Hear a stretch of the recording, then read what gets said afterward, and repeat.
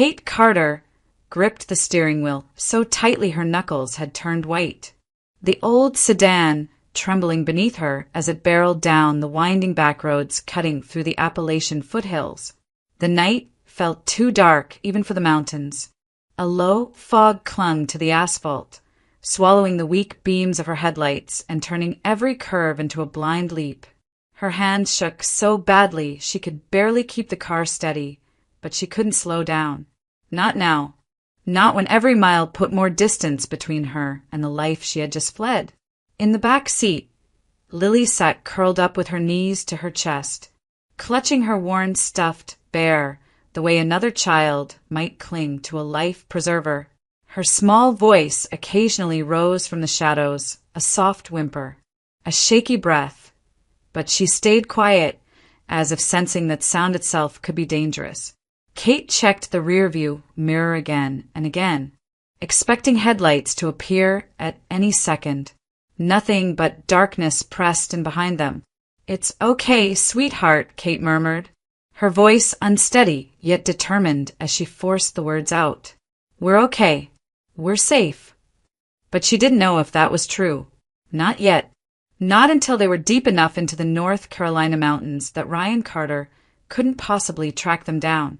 Back in Knoxville, Ryan was likely still passed out, dead to the world after the storm of violence he had unleashed just hours earlier. He always slept like that after his rages.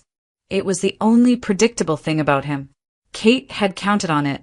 She had waited for the moment his anger burned out and his body collapsed under the weight of alcohol and fury. And when his snoring finally echoed through the apartment, she'd known it was now or never. He would wake eventually. He would discover their absence. And then he would look for them. The thought made Kate's foot press harder on the gas. The sedan jolted violently as it hit another pothole hidden beneath the fog. Lily gasped softly, and Kate forced herself to breathe. "I've got us," she whispered, though her heartbeat hammered loud enough to drown out her own words. The GPS screen flickered in the dim cabin light, a thin blue line guiding her toward the remote rental cabin she had arranged weeks ago, an address she memorized over and over while pretending she would never need it. She had paid a deposit through a friend, planned the route when Ryan wasn't home, rehearsed the steps in her mind until they felt like muscle memory. Even so, the reality of driving away, of crossing state lines in the dead of night with nothing but a terrified child and a bag of essentials, felt surreal, like she had stepped into someone else's life. But this was their life now. This narrow, twisting road. This darkness. This fear. She kept her eyes locked on the faint glow of the GPS, every curve bringing them closer to the abandoned mountain cabin near Hot Springs, a place so isolated that no one would think to search for them there. Not even Ryan. "Just hold on," she whispered, more to herself than Lily. "We're heading somewhere safe. We just have to get there." The trees closed in around them, tall and silent, forming a dark corridor through the mountains. The road stretched forward like a final chance at freedom, or the edge of a precipice. Kate didn't know which. All she could do was keep driving into the night, praying the mountains would hide them long enough for morning to arrive. In those first years in Knoxville, life had felt uncomplicated and bright, as if Kate and Ryan were standing at the beginning of a long, open road with endless possibilities waiting for them. They had married young, just out of college, full of hope, certain that love and ambition were enough to build a future on. Their tiny apartment near the University of Tennessee campus had been cramped, the furniture mismatched, but the space pulsed with the warmth of two people who believed they were meant for each other. They cooked together, stayed up late planning trips they couldn't afford, and talked about the children they hoped to have one day.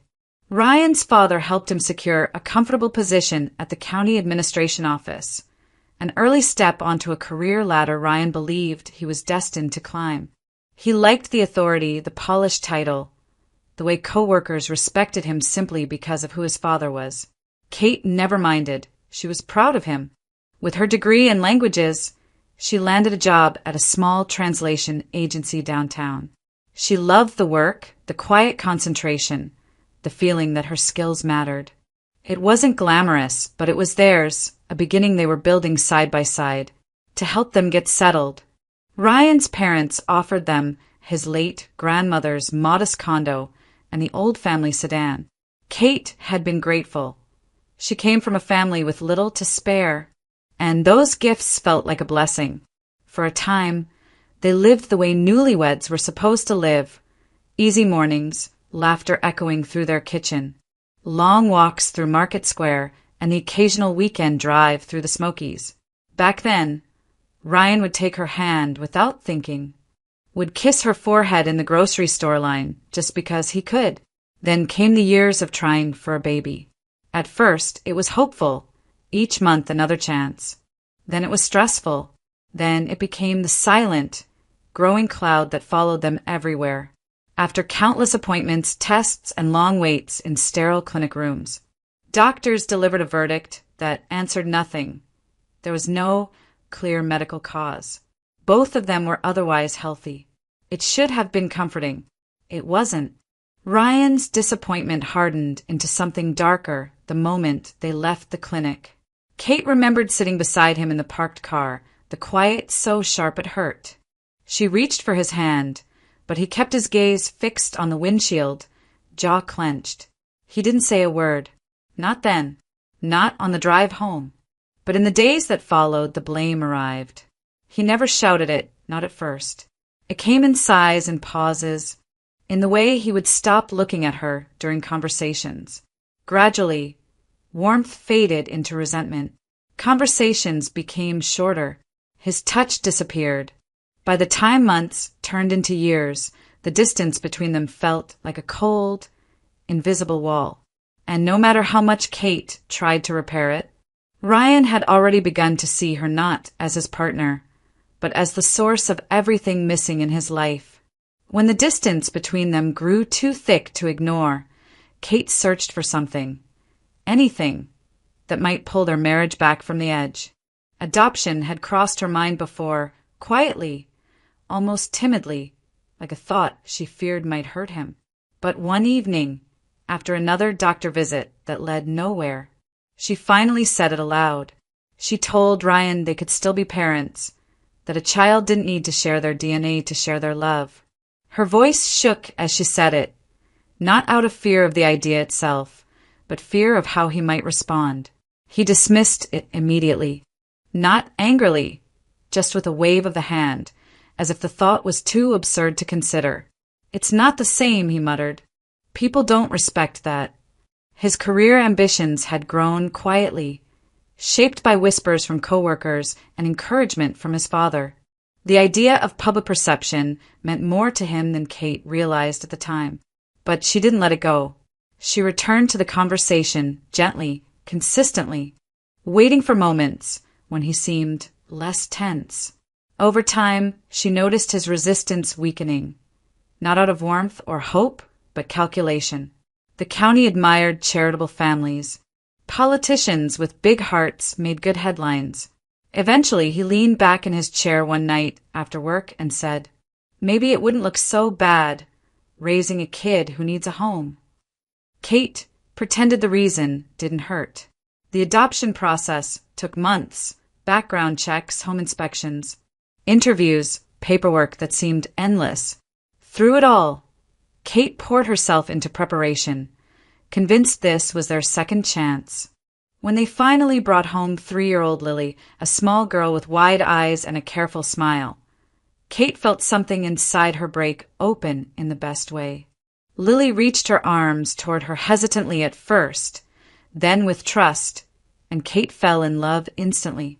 For a brief moment, the house felt alive again. The mornings were filled with tiny footsteps, the afternoons with soft laughter. Kate caught Ryan watching Lily from across the room once or twice, and she allowed herself to hope.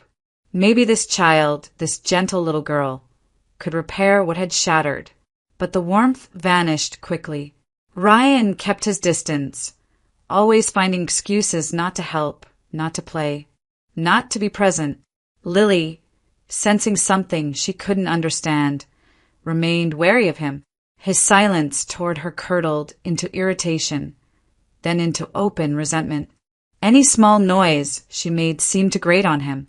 He would flinch when she toddled toward him, as if her presence were an inconvenience rather than an invitation.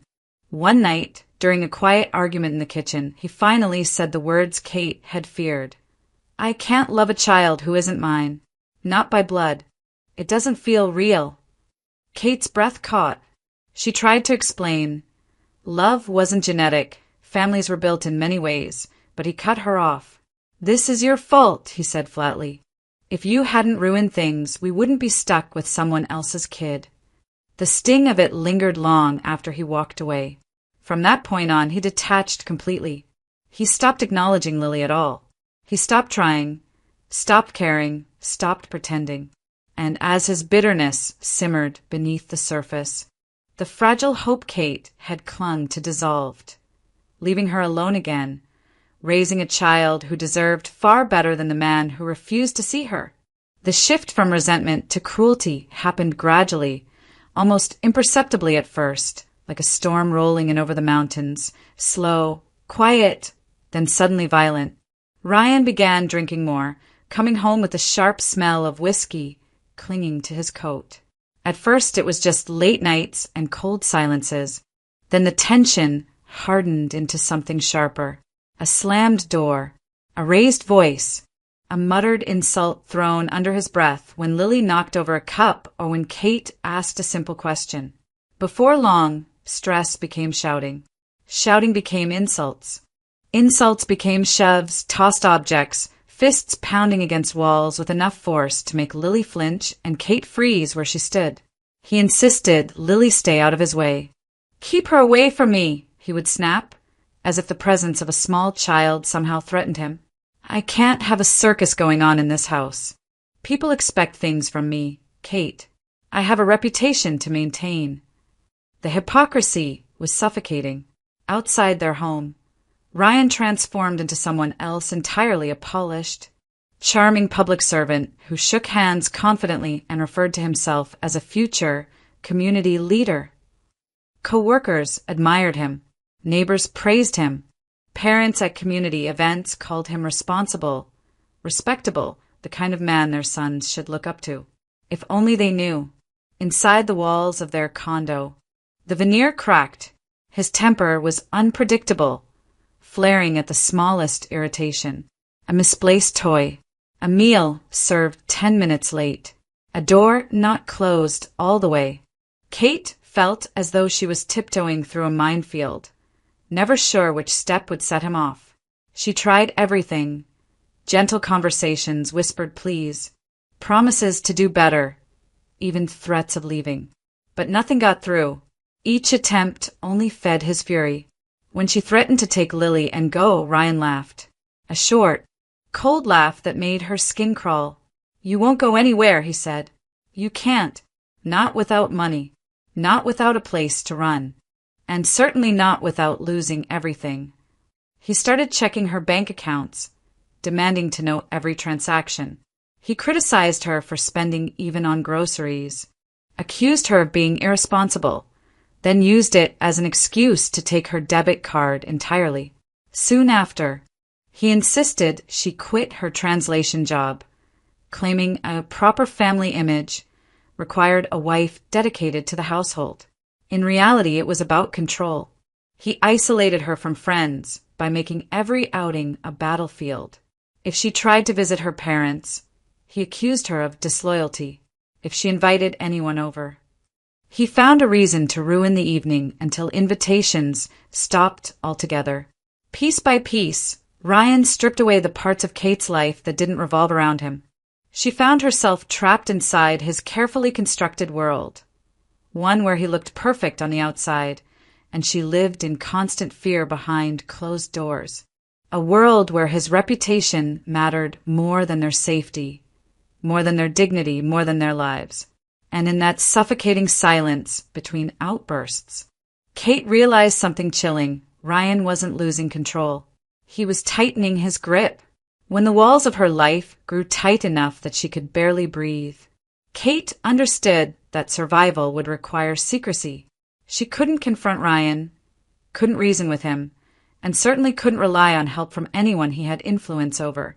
If she wanted to save herself and Lily, she would have to create a life that existed beneath his radar. Quiet, hidden, invisible. It started with the freelance translation jobs she found online, the kind that paid modestly but consistently. Late at night, after Ryan passed out on the couch or retreated to the bedroom with a bottle in hand, Kate would slip into the corner of the living room with her laptop.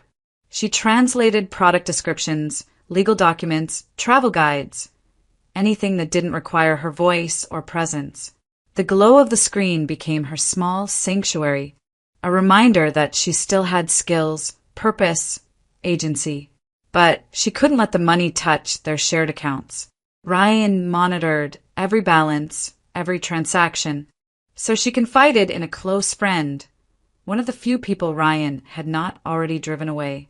With gentle urgency, she asked for help, and her friend opened a bank account in Kate's name, separate from everything Ryan controlled. Every payment from her late-night work flowed into that hidden account. Kate withdrew the money as soon as it appeared, small amounts at a time, so the transactions would never draw attention. She hid the cash inside a dusty plastic box of Christmas ornaments Ryan hadn't touched in years. It felt almost symbolic, hope disguised inside the remnants of a holiday they no longer celebrated. As her tiny savings grew, Kate searched for an escape route. She spent months scrolling through online listings during stolen moments when Ryan wasn't home, searching specifically for remote rentals, properties near hot springs, North Carolina, places far enough from Knoxville that no one connected to Ryan would ever stumble upon them. Eventually, she found it, a neglected farmhouse at the edge of the woods, one the owner admitted most renters were too scared or too uncomfortable to consider. The photos showed peeling paint and overgrown grass, but it had 4 walls, a roof, and distance. That was enough. Kate contacted the owner, quietly, using her friend's email address. She paid a small deposit in advance under the guise of arriving sometime soon, though she couldn't predict when or if she'd be able to slip away. Each message she sent made her heart pound, as if Ryan might sense her disobedience through the walls. In the meantime, she began preparing. A few canned goods slipped into grocery bags, tucked beneath other items so Ryan wouldn't notice. A blanket, a change of clothes for Lily, a small stash of toiletries, carried one by one to the garage under the excuse of organizing clutter. Slowly, she formed a hidden cache of essentials, enough to sustain them for at least a few days on their own. But even with every step she took, doubt followed her like a shadow. She didn't know whether she had the courage to run. She didn't know whether Ryan would catch them before they ever reached the state line. She didn't know whether the plan would save them or collapse around them the moment she tried. Still, every night spent listening to the heavy footsteps of a man who no longer saw her, as family pushed her a little closer to the truth she resisted.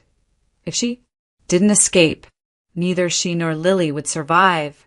The breaking point arrived on a night that had felt wrong from the moment Ryan walked through the door. Kate heard the heavy slam before she saw him, the kind that made the walls tremble and Lily instinctively shrink back. Ryan's face was flushed, his jaw clenched, his eyes glassy with a mix of alcohol and fury. Kate didn't have to ask what had happened at work. The tension radiating off him said enough. The county office had begun internal audits. Rumors of financial inconsistencies, money moved where it shouldn't have been, contracts that benefited the wrong people were circling. Ryan had always relied on his father's name and his own arrogance to protect him, but now that protection felt fragile, and fragile men were dangerous.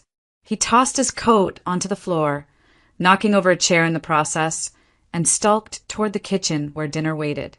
Kate had made his favorite roasted chicken, cauliflower casserole, everything seasoned exactly the way he liked. She hoped it might soften his mood, even a little.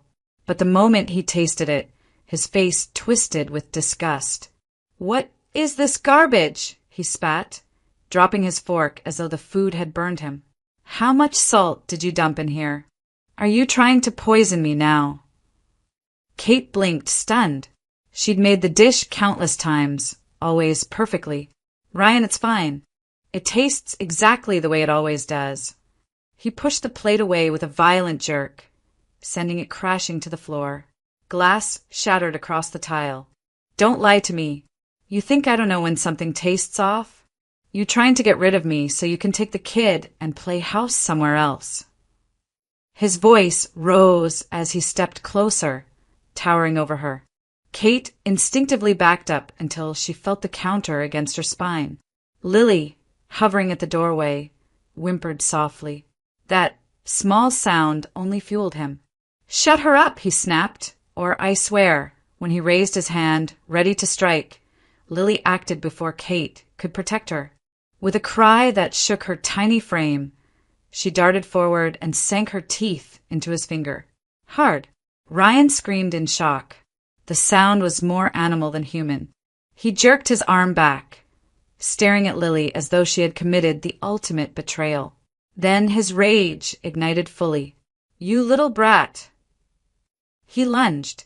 Kate grabbed Lily, but Ryan was already tearing through the room, hurling cups, overturning chairs, sending Lily's toys flying across the floor. Kate shielded her daughter as Ryan's fury spiraled into something unhinged. He grabbed Lily by the arm, dragging her down the hall while she kicked and cried. "Ryan, stop! She's just a kid." But he wasn't listening. He shoved Lily into the bathroom, slammed the door, and turned the lock. Her small fists pounded on the other side, her cries muffled by the wood. Then, as suddenly as it had begun, Ryan staggered backward, breathing hard. The adrenaline drained from him, leaving only drunken exhaustion. He mumbled curses, stumbled toward the bedroom, and collapsed face first on the bed, out cold. Kate didn't hesitate. Her hands still trembled, but her mind had never felt clearer. She sprinted to the hidden ornament box, grabbed the envelope of cash, stuffed it into her coat, and returned to the bathroom. Lily's tear-stained face met her as soon as she opened the door. "We're leaving," Kate whispered. "Right now." Lily didn't ask questions.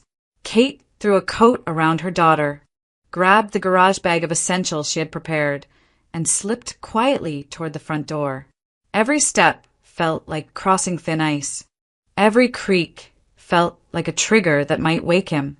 But Ryan didn't stir. Within seconds, the door closed behind them, and with nothing but cash, a stuffed bear, and a desperate will to survive, Kate and Lily disappeared into the night without looking back. The farther Kate drove into the North Carolina mountains. The more the world seemed to narrow into darkness and fog. The road twisted endlessly through dense forest, tall pines rising like silent sentinels on either side. The sedan's aging headlights barely pierced the thickening mist. Each bend felt like a leap into the unknown, and every mile reminded her just how far they had traveled from Knoxville, and how far they still needed to go to feel safe. Lily had fallen asleep in the back seat, her head resting against the window, her stuffed bear tucked beneath her chin. Every now and then the car hit a dip in the pavement, jostling her slightly. But she remained asleep, worn out from crying and fear. Kate glanced at her through the rearview mirror, grateful for even this fragile moment of peace. Her own body, however, buzzed with leftover adrenaline. Her hands were sore from gripping the steering wheel.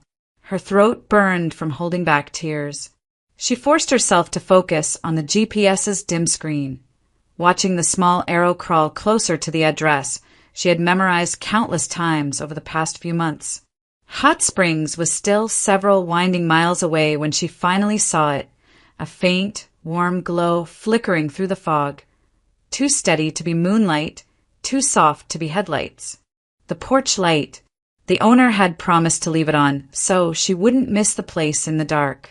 Kate had thought it was a kind gesture at the time. Now, seeing that glow cutting through the trees felt like the first breath after nearly drowning. She pulled the car into the small clearing, gravel crunching beneath the tires. The cabin looked exactly like the pictures, weathered siding and old tin roof. A sagging porch, but something about the light made it feel inhabited, almost welcoming. Kate killed the engine and listened to the ticking of the cooling motor, the silence of the forest pressing in around them. "Lily," she whispered, touching her daughter's shoulder gently. "We're here, sweetheart." Lily blinked awake, groggy and confused. Kate helped her out of the car, grabbing the small bag of essentials from the back. The night air was cold and damp, carrying the earthy scent of moss and pine. They hurried up the steps, and Kate pushed the door open with a trembling hand. It wasn't locked. Inside, the cabin was dim but warm. A single lamp on a side table cast a soft amber glow across the room. And strangely, unbelievably, the air carried a faint aroma of something sweet, like baked goods long since cooled. But no one had lived here in months. The owner had been clear about that. Kate didn't have the energy to question it. She closed the door quickly, securing the latch with shaking fingers. Lily stood silently beside her, wide-eyed, gripping her bear. The weight of everything they had survived pressed down on Kate's shoulders, mixing exhaustion with the lingering terror that Ryan might somehow appear behind them. "Let's rest," she murmured. They found a worn couch near the old stone fireplace. Kate pulled a scratchy blanket from the backrest, wrapped it around them both, and sank into the cushions. Lily curled against her side, already half asleep again. Kate held her close, listening to the slow rhythm of her daughter's breathing. The warmth of the room seeped into her bones, easing the cold fear lodged in her chest, but not banishing it. Even in the quiet, even in this unexpected pocket of safety, Kate felt the tremor beneath her skin, the memory of Ryan's rage, the pounding on the bathroom door, the danger they had outrun. It clung to her like a second shadow. Still, with Lily in her arms and the dark cabin sheltering them, Kate allowed her eyes to close. Sleep claimed them both within seconds, the mountains standing guard outside as the fog curled around the cabin, hiding them from the world they had fled. Kate woke to the sound of pounding, sharp, insistent blows that rattled the thin cabin door. For a moment, she didn't know where she was. Her heart jerked violently, breath catching in her throat as the memories of the night before slammed into her. Ryan's rage, Lily's screams, the frantic drive through the mountains. She tightened her arms around her daughter instinctively. Another set of knocks echoed through the cabin, louder this time. Lily stirred beside her. "Mom, is it him?" Kate pressed a shaking finger to her lips. Her pulse hammered so loudly she could barely hear anything else. She slipped off the couch, careful not to make noise, and crept toward the door. The cabin's floorboards groaned with each step, fueling her terror. She peeked through the narrow crack between the curtain and the window frame. Not Ryan. A man stood on the porch wearing a long dark coat, a knit cap pulled low, and a hiking backpack slung over one shoulder. Broad-shouldered, tall, maybe mid-40s. He looked annoyed but not dangerous. Still, fear coiled tight in her stomach. She opened the door only an inch. "Yes." The man raised an eyebrow. "Morning. I've been knocking for a while. Mind telling me why someone is in my house?" Kate blinked. "You're your house." His expression softened a fraction. "I'm Mark Ellison. I own this cabin." Her breath stalled. She gripped the edge of the door to steady herself. "I'm so sorry. I rented it. Online." Her voice wavered. The owner left the porch light on and said it was fine to arrive any time. Mark let out a short breath, equal parts exasperation and relief. "That would be my cousin. She helps me manage the property while I'm away." He glanced past her into the room, noting the blanket, the small bag of belongings, Lily's stuffed animal on the couch. "Mind if I come in? Freezing out here." Kate hesitated, but something in his tone wasn't threatening. Tired, maybe. Sighed. She stepped back. Okay. He entered slowly, careful not to startle her or Lily. The smell of cold mountain air followed him in. Without asking too many questions, he set his backpack down and walked toward the kitchen area with practiced familiarity. Let me put on some tea, he said quietly. You look like you could use something warm. Kate stood frozen near the door. The kindness in his voice, simple, unforced, was almost too much. When the kettle began to hum on the stove, Lily approached timidly and sat at the table. Kate joined her, hands trembling. Mark carried over 2 mugs and placed them gently in front of them. Only when the steam curled upward did Kate's composure finally crack. Her shoulders shook. Tears slipped down her cheeks. I'm sorry, she whispered. I shouldn't have come here. I didn't know where else to go. Mark sat across from her, folding his hands. Did someone hurt you? Kate nodded, unable to speak. He didn't push. He let her breathe, let her steady herself. When she finally managed to explain Ryan's abuse, the violence locking Lily in the bathroom, the escape, Mark listened without a single interruption, his face tightening with restrained anger on her behalf. When she finished, he let a long silence pass before saying, Kate, I'm sorry. Truly, more than you know. She lifted her eyes, confused. He met her gaze steadily. Because I understand exactly what it's like to lose a family at the hands of someone else's cruelty. His voice carried a weight that made the room suddenly feel smaller, quieter, heavier. Fear had brought her to this cabin. But something else, uncertainty, connection, the faintest thread of safety, began to take root in its place. Mark didn't speak right away. He stared into his mug as if the rising steam carried pieces of a world he no longer lived in.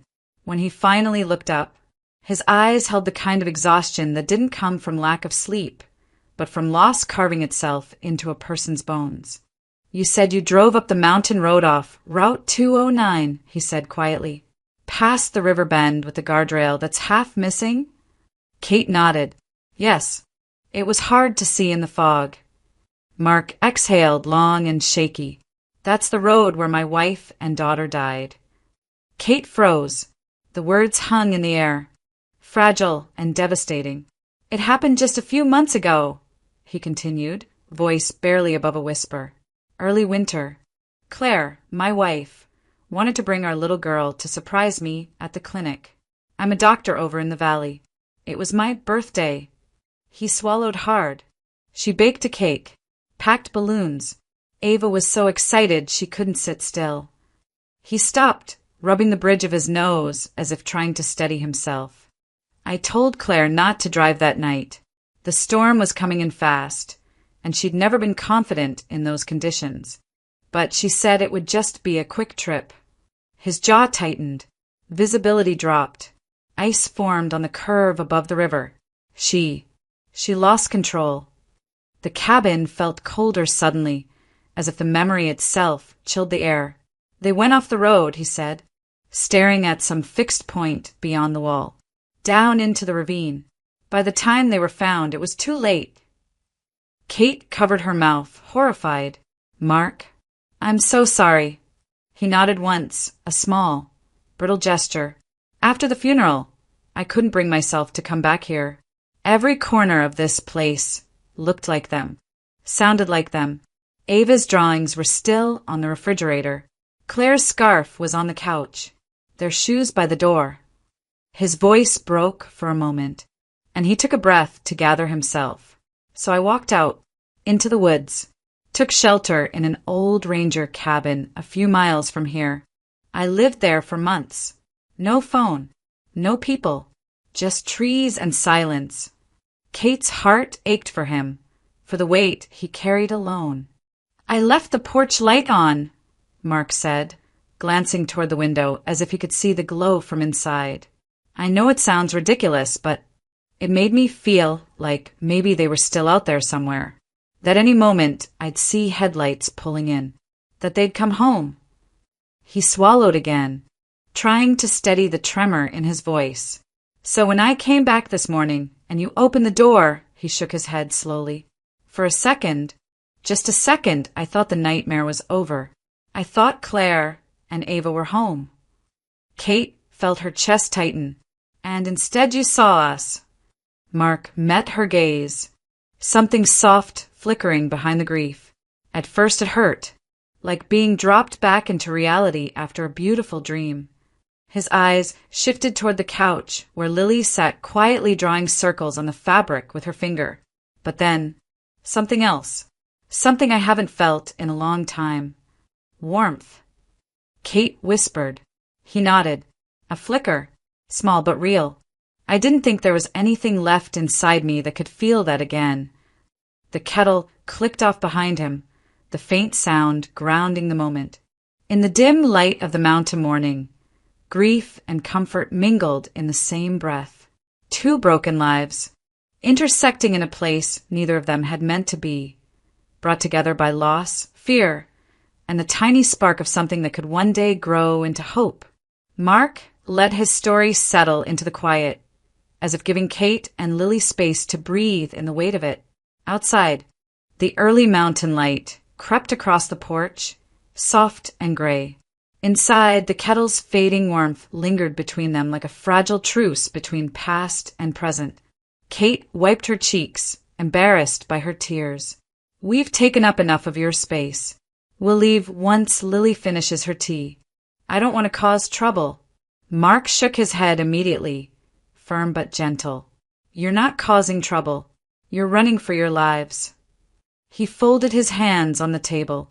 If you go back out there without a plan, without rest, without knowing where he might be, it's not safe. Not for you. And not for her. Lily looked up from her mug, eyes big and uncertain. Mom, I don't want to go yet. Kate's heart clenched at her daughter's small voice, a voice that had spent years shrinking under fear. Now, for the first time, it sounded like it was reaching toward something. Mark softened. There are 2 spare bedrooms, he said. You can take the one at the end of the hall. Lily can have the one across from it. Stay as long as you need. No pressure. No expectations. Kate hesitated. She didn't want to rely on anyone. Not after what trusting Ryan had cost her. Her instinct screamed to stay alert. Stay distant. Stay ready to run. But Lily's shoulders had uncurled for the first time in months. The child who flinched at every loud sound now sat calmly, stirring her tea. That alone made Kate pause.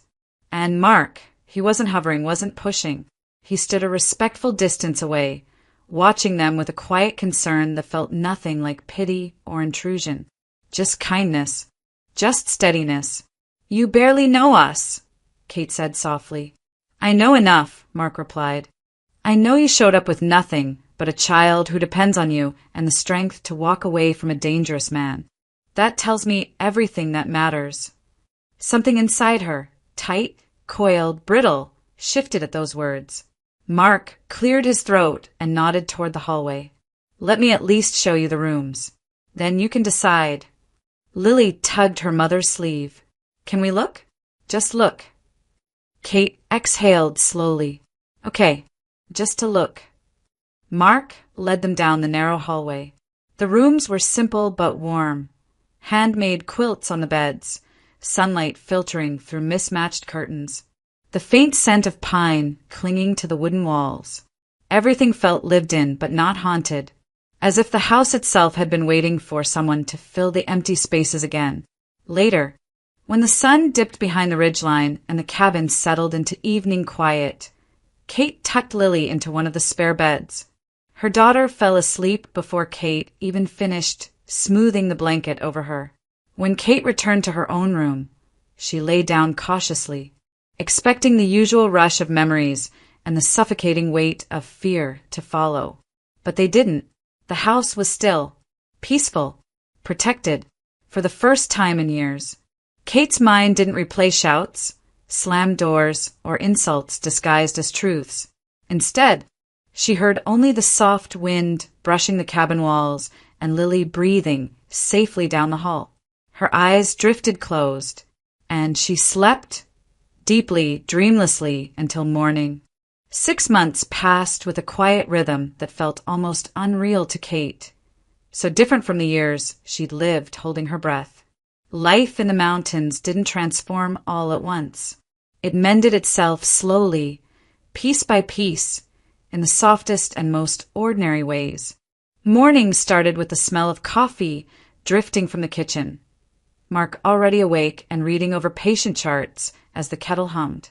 After weeks of paperwork, evaluations, and recertifications, he'd finally renewed his medical license and returned to work at a small rural clinic in the valley.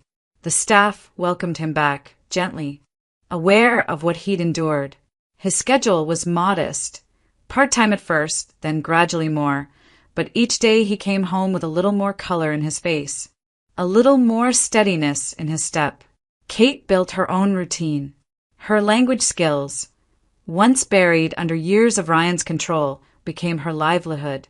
She created an online tutoring profile, offering English, Spanish, and English-French lessons. She taught from the cabin's dining table or from the small porch when the weather warmed. Within weeks, her schedule filled with students from across the country. For the first time in forever, earning money didn't have to be a secret. She sent invoices freely. She used her own bank account. She chose what groceries to buy, what clothes Lily needed, what small things made a home feel more like theirs. Every decision felt like reclaiming a part of herself. Lily transformed the fastest. Mark helped enroll her at the local elementary school in Hot Springs, where the classrooms were small, the teachers patient, and the mountains visible from almost every window. At first, she clung to Kate's hand, afraid of loud sounds or sudden movements, but the classmates were gentle, curious about the shy new girl who carried a stuffed bear in her backpack. Within 2 months, Lily was running to the car at pickup with drawings in her hands and stories tumbling out of her mouth. She learned to ride a bike on the gravel driveway behind the cabin. She explored the woods with Mark, who always kept her within sight. She laughed, freely, loudly, unafraid. Their home settled into something that didn't need a name, but felt right. Dinners became a ritual, simple meals eaten in around the crooked wooden table, while Lily recounted school adventures and Mark listened with quiet warmth. Evenings ended with Kate grading assignments, Lily coloring beside her, and Mark reading on the couch. Some nights, they all walked outside to watch the fireflies in the yard or sit on the porch steps listening to the creek at the edge of the property. The mountains no longer felt like a hiding place. They felt like a beginning. One afternoon in early spring, as the dogwoods bloomed along the road, Kate received a news alert on her phone. She almost ignored it until she saw Ryan's name. She read every word twice. Ryan Carter, former county administrator, had been arrested following a months-long investigation into embezzlement, misuse of public funds, and falsified departmental records. He was facing multiple felony charges. The article mentioned additional complaints from coworkers, staff, and community members, patterns of intimidation, harassment, abuse of power. Kate's hands shook, but not from fear.